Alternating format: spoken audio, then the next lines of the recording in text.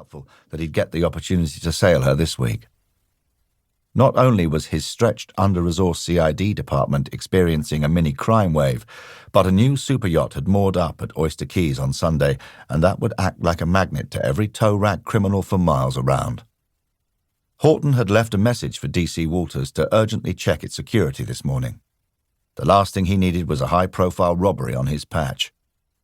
He would have preferred to send Cantelli, but the sergeant would throw up the moment he got on the water, and Horton didn't think the owner, a man called Russell Glenn, whom Horton had never heard of, would appreciate that on his nice, shiny new yacht.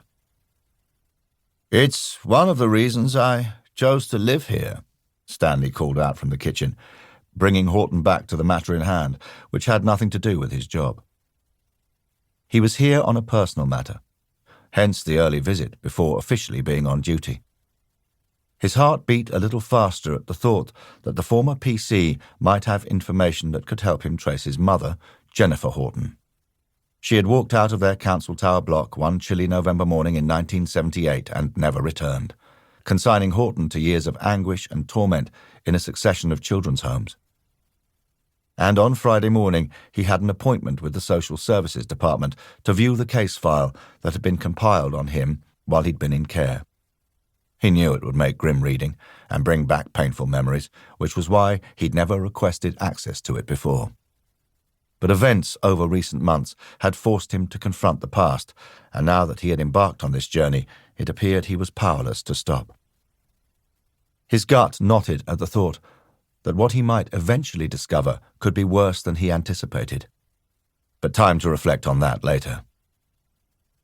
Stanley was saying, "I told my son Robin that if I had to be cooped up in a flat, then I wanted the illusion of space, which that view gives me. And there's always something to see." Hence the binoculars, thought Horton. "You can look through them, if you wish," Stanley called out, again demonstrating that uncanny knack of reading Horton's mind. Horton wasn't sure he liked that, but he guessed there were some things you never lost no matter how long out of the job. He picked up the binoculars and quickly focused them in, surveying the Solent. It was, as usual, bustling with container ships, tankers, pleasure craft and fishing boats. "With a view like this, sir, and your background on the force, we could do with your help on Project Neptune," Horton called over his shoulder. "And what's that when it's at home? Diving for deep-sea treasure on sunken wrecks?" "Not so dangerous, and not so much fun," Horton smiled. "It's the brainchild of our new chief constable, Paul Merridew. We've stepped up security because the American submarine USS Boise is due to visit Portsmouth in 2 months' time. We've been recruiting residents, fishermen, sailors, and boat owners to report anything suspicious." Horton zoomed in on a shapely, dark-haired woman in her late 20s, throwing a ball to a black mongrel dog on the beach below them.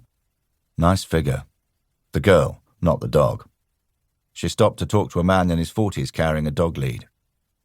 "I read about that in the newspaper." Stanley came up behind Horton. Reluctantly, Horton removed his gaze from the good-looking woman, who was ruffling the dog's fur in a way that made Horton jealous of the mongrel, and swung the glasses on the man she'd been talking to, who was now walking past someone launching a canoe from the public slipway. A jogger with his iPod plugged into his ears swerved around them.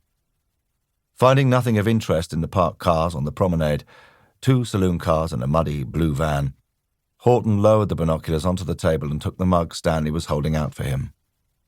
Stanley said, "Nobody wants a repeat of what happened in Port Aden in 2000, and there's plenty of opportunity to launch an attack from a small vessel in the Solent or Portsmouth harbour, similar to that attack on the USS Cole. It killed 17 American sailors. Al-Qaeda, wasn't it?" Horton nodded. Hence Project Neptune.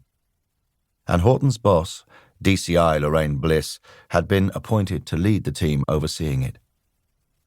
It was Project Neptune that had rescued Horton from being shunted out of CID, as Bliss had threatened, and which had also reprieved DC Walters from being banished to the nether regions of the force.